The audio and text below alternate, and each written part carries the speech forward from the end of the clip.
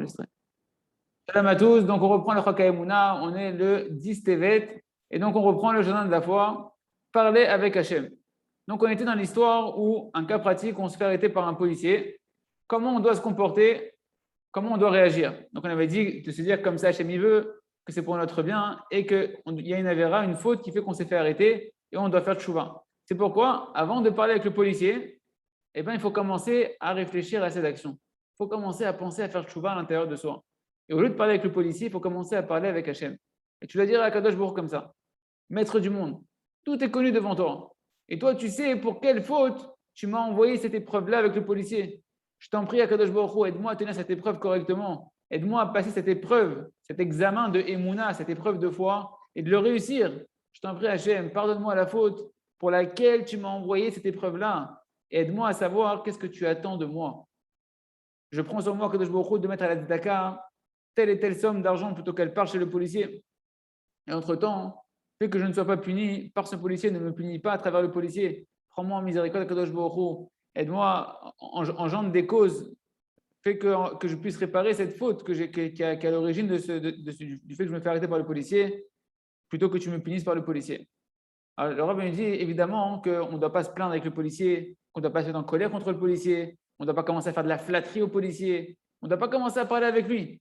Et à plus forte raison qu'il ne faut pas le maudire, ou chas shalom, le mépriser. D'accord? Et si on se comporte comme ça, alors l'épreuve qu'on est en train de passer, l'épreuve de mois qu'on est en train de passer, on reçoit dessus, kaviachol, si on peut dire ainsi, une bonne note, une très bonne note. Et c'est quoi la récompense? C'est que non seulement dans le monde futur, on sera récompensé de passer cette épreuve avec Emouna, mais et que Minasta, a priori, la plupart du temps, si on réagit bien de la bonne manière, comme on est en train de voir ici, eh ben, on ne sera pas endommagé de l'arrestation avec le policier. Et même si jamais on a un problème avec le policier, qu'on doit payer un knas, qu'on doit payer une amende, un truc comme ça, eh ben, le fait qu'on le traverse avec la Emouna, on va pouvoir le traverser avec de la joie à l'intérieur de soi et sans avoir de la tristesse, sans avoir de l'amertume à l'intérieur de soi.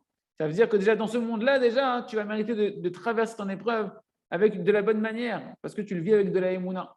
Par contre, si une personne, il lui manque de la Emouna et qui pense que le policier, c'est lui qui a décidé de le punir et de lui mettre une amende, comme si c'était quelque chose de naturel, de hasardeux, que ça ne provient pas du créateur, alors à ce moment-là, qu'est-ce qu'il va se faire la personne? Elle va commencer à essayer de faire de la flatterie au policier, essayer de trouver des mots pour pouvoir amadouer le policier.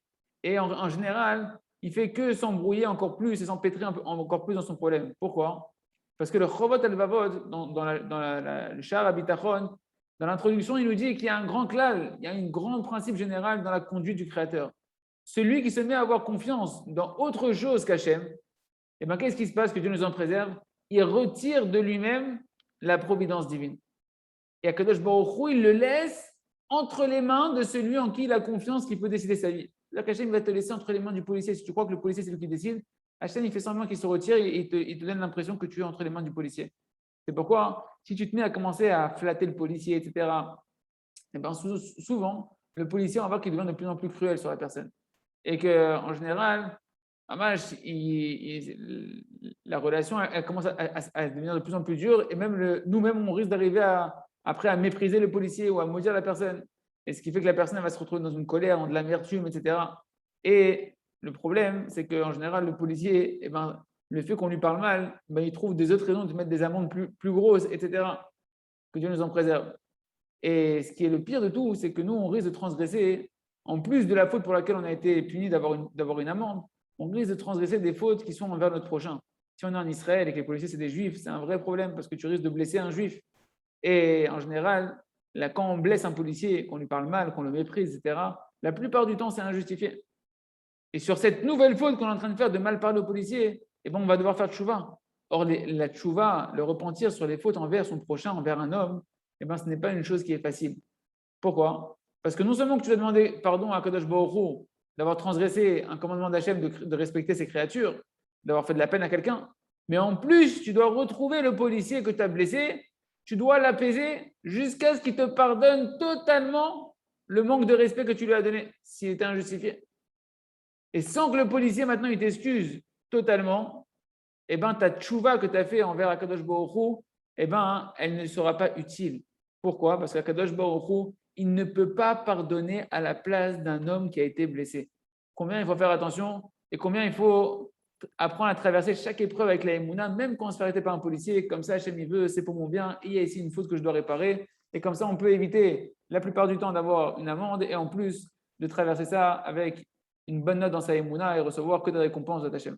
On continue avec le jardin des louanges. Le but du bien, c'est quoi? Le Rav nous dit, il faut se rappeler constamment les paroles de Rabbi Nathan de Breslev, que son mérite nous protège, qui nous a enseigné que le remerciement, c'est le travail par lequel toute la délivrance individuelle de chacun d'entre nous dans ses problèmes personnels, ou bien la délivrance générale pour le monde entier, ça dépend de quoi? Du travail du remerciement. Et on reprend les paroles de Rabbi Nathan dans l'écoute Alakha, To'en, Venit'an, Alakha Dalet, ces paroles qui sont importantes, qui sont extrêmement précieuses et qu'on doit répéter et intérioriser. Nous dit Rabbi Nathan, car en vérité, si tout le monde écoutait la voix des tzadikim authentiques, d'aller dans ce chemin-là, d'avoir foi constamment à Hashem Barar, que tout est pour le bien, et de donner des louanges à Kadosh Baruch Hu, sur le bien comme sur le mal, de remercier Hashem sur le bien et de remercier Hashem sur le mal. Comme c'est marqué, je louerai Hashem dans sa conduite de miséricorde, ou je louerai Hashem dans sa conduite de rigueur. Alors nous dit Rabbi Nathan, c'est une promesse, c'est une certitude, que ça annuleront toutes les détresses, tous les malheurs, tous les exils, et qu'on aura déjà la délivrance totale. Le Rav nous dit, comprenez que Rabbi Nathan ici, il nous parle dans un langage qui ne laisse pas pouvoir penser autre chose. Le langage de Rabbi Nathan, il est très très clair. Par le remerciement s'annule, nous dit Rabbi Nathan, toutes les souffrances, toutes les détresses, et même tous les exils. On peut mériter la délivrance totale par le remerciement. Et ça, c'est une chose puissante, extraordinairement forte que nous dit Rabbi Nathan. On est obligé de s'arrêter et de méditer ces paroles-là et de tout faire pour les intérioriser très profondément dans notre cœur. Et ce que Rabbi Nathan, il a dit qu'il faut donner des remerciements à Kadosh Baruch Hu sur le bien comme sur le mal, ça veut dire quoi? C'est-à-dire que, Mamash, tout simplement, sur les choses que tu vois que c'est bien, évidemment que tu dois remercier Hachem. Mais même ce que le monde, en général, il dit que cette chose-là, elle est mal, qu'aux yeux du monde, c'est quelque chose qui est mauvais. Par exemple, quelqu'un qui est malade, quelqu'un qui a un manque particulier matériel ou spirituel, qui ne réussit pas dans sa vie, et bien sur ça, il doit remercier Hachem. Sur ça, il doit remercier Kadosh Baruch Hu. Et c'est ça qui amène toutes les délivrances et qui fait naître le Mashiach, Bezat Hachem. Le Mashiach individuel et le Mashiach collectif. On continue avec à travers champs et forêts pour apprendre à faire notre heure du Bodé doute, Bezat Hachem. On avait vu qu'un des conseils pour l'Aïd Bodé doute, c'est de commencer à prier sur la Emouna, sur la Simcha, au début de cette Aïd Bodé doute. Et maintenant, on va voir un deuxième conseil. Ce sont que des conseils. On n'est pas obligé, c'est simplement des astuces pour nous donner la possibilité de faire une bonne Aïd Bodé doute. C'est d'apprendre à remercier Hachem dans le début de Saïd Bodé doute, d'avoir des remerciements généraux à Kadosh Baruch Hu. Pourquoi? Parce que le remerciement, c'est une des choses qui sont les plus importantes dans l'Aïd Bodé doute. D'une part, le remerciement, ça adoucit toutes les rigueurs, les accusations qu'il y a sur un homme, elles s'adoucissent quand on remercie à Kadosh Baruch Hu. Le remerciement, ça permet à un homme de retourner dans la Emouna. Ça lui permet de retourner dans la vérité, que tout est bon, qu'Hachem, tout est sous la providence d'Hachem. Quand tu remercies à Kadosh Baruch Hu, c'est que tu es conscient que ça vient d'Hachem. Et le remerciement, surtout, il amène de la joie dans le cœur de l'homme. Et pourquoi c'est important d'avoir de la joie? Parce que Rabbeinu Akadosh nous a dit que c'est que quand un homme il est heureux, qu'il pourra facilement déverser son cœur devant Hachem avec un cœur brisé véritablement. Comme il a dit Rabbeinu Akadosh, que c'est que par la simcha qu'on peut atteindre véritablement un vrai cœur brisé, et pas un cœur triste, un cœur brisé. Et sans la joie, un homme quasiment, il ne peut pas réussir à ouvrir la bouche devant Akadosh Baruch Hu. Et s'il arrive à ouvrir la bouche avec de la tristesse et de l'amertume, alors sa prière elle va être une forme d'accusation envers Akadosh Baruch Hu, que Dieu nous en préserve à cause des souffrances qu'il est en train de vivre, et que Dieu nous en préserve, ça risque d'élever des accusations sur lui. En plus de ça, la simcha, nous dit Rabbeinu Akadosh, elle retire d'un homme toutes les mauvaises imaginations qu'il peut avoir dans la tête. Ça permet de clarifier le bon vent des mauvais vents, c'est-à-dire le bon esprit, d'avoir un bon esprit, jusqu'à ce qu'on peut avoir un souffle de prophétie, de Ruach HaKodesh, qui vient sur nous, comme c'est marqué dans la Torah, Nundaleh du Écouté Moharan, Kamash, la simcha, elle amène un vent de prophétie, et donc on va pouvoir parler, Mamash, comme il dit Rabbeinu, que la Bodé doute, c'est une dimension de Ruach HaKodesh, de souffle divin. C'est pourquoi, même si un homme, des fois, il arrive comme ça, dans sa Bodé doute, et qu'il ressent au fond de lui qu'il n'a pas envie de remercier, là, il a envie de raconter à Kadosh Baruch Hu, de crier à Kadosh Baruch Hu, de pleurer sur les problèmes qu'il a, sur les douleurs qu'il a à l'intérieur de lui. Alors, il me dit, sache qu'à ce moment-là, c'est bien que tu te rappelles de la grandeur du niveau du remerciement et d'essayer de te forcer un petit peu de remercier. Parce que c'est le remerciement en soi qui va te redonner la lumière sur la vérité pour pouvoir faire une bonne Bodé doute, pour pouvoir te redonner une Bodé doute correcte avec Kadosh Baruch Hu. Et tu pourras, si tu remercies Kadosh Baruch Hu au début, après tu pourras crier à Hachem sur tes manques mais de la bonne manière, sans être en querelle avec Hachem. Tu pourras crier à Kadosh Baruch Hu avec un cœur brisé, mais rempli de émouna et de confiance en Hachem. Le Rav dit ça, c'est quelque chose qu'on a expérimenté et de sa propre expérience. Le Rav dit, j'ai vu comme ça, que plein de fois je suis arrivé à faire des doutes, et des fois j'arrivais, j'étais embrouillé, à l'intérieur de moi, j'avais des mauvaises sensations d'amertume, j'avais de l'amertume à l'intérieur de moi, je ressentais des souffrances dans mon âme, j'avais l'impression que le monde était tout noir, tout obscur. Et quand je commençais à remercier Kadosh Baruch Hu sur ce qui me paraissait être mal dans ma vie, et que je me renforçais à avoir foi que c'était pour le bien ce que j'étais en train de vivre, et essayer de remercier dessus sincèrement, immédiatement je voyais que tout le brouillard il commençait à se retirer, je commençais à revoir le monde avec la vraie lumière véritable, que tout est pour le bien, que tout est dans la providence divine, qu'il n'y a pas de mal dans ce monde, que Kadosh Baruch Hu il gère chaque chose et qu'il est là pour m'aider, et que maintenant, Baruch Hashem, je suis en train de parler à Hashem, je me trouve devant lui, je peux déverser mon cœur devant lui, il peut solutionner tous mes problèmes avec facilité. Et automatiquement, ça me permettait de pouvoir continuer ma Idbodedut, il disait le Rav, avec douceur, et ça me permettait de trouver les points qu'Hachem il attendait de moi, les allusions qu'Hachem il faisait dans ma vie à travers mes souffrances. Le fait que j'étais dans le remerciement et dans la émouna, ça m'éclaircissait les yeux pour pouvoir progresser spirituellement et savoir quoi réparer. Le Rav dit par contre, si quand je me sentais comme ça, avec l'envie de crier à Hachem et de pleurnicher à Hachem au début de ma des doutes, et que j'aurais zappé le remerciement, parce que je pense que la vérité du moment, c'était que j'avais envie d'exprimer tout ce que j'ai dans mon cœur, de crier, de pleurer à Hachem. Le Rav dit alors j'aurais gaspillé, j'aurais tout gaspillé. J'aurais tout gaspillé et a priori, j'aurais certainement réveillé sur moi encore d'autres rigueurs et d'autres embrouillements. Car comme on l'a dit au-dessus, dans les pages d'hier, la émouna, la foi, c'est la condition première pour faire une bonne idbo des doutes. Tu dois avoir foi en Hachem quand tu lui parles. Et un homme, écoutez bien, ça c'est important. Un homme qui sent à l'intérieur de lui qu'il ne sent pas bien, qu'il a l'impression que ça ne va pas dans sa vie, peu importe, il n'arrive pas à aller à Ouman, peu importe ce que tu veux. Si tu sens à l'intérieur de toi que tu te sens mal, vraiment mal, c'est uniquement parce que tu es tombé de la Emouna à ce moment-là. Et sans la Emouna, tu ne peux pas te lier à Hachem. Et donc, automatiquement, tu auras du mal à parler à Hachem. C'est pourquoi tu dois travailler avant tout ta Emouna, que tout est pour le bien. Et comme ça, tu pourras de nouveau parler facilement à Kadosh Baruch Hu de ta situation et solutionner ton problème avec Hachem. C'est pourquoi, même si une personne maintenant il a envie d'être cool dans sa idbo des doutes avec lui-même, de pouvoir parler à Hachem de ce qu'il a dans son cœur véritablement, et qui sent que maintenant, s'il remercie, ça le limite, parce que lui, il a envie de crier à Hachem, il a envie de dire ce qu'il a dans son cœur, il a envie de pleurer à Hachem.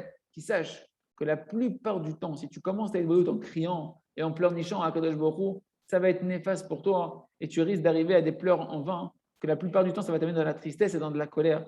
C'est pourquoi, de toutes les manières, force-toi à commencer ta idbo des doutes par remercier à Kadosh Baruch Hu, et comme ça va t'ouvrir le chemin pour pouvoir avoir une bonne idbo des doutes envers Hachem et remercier Hachem.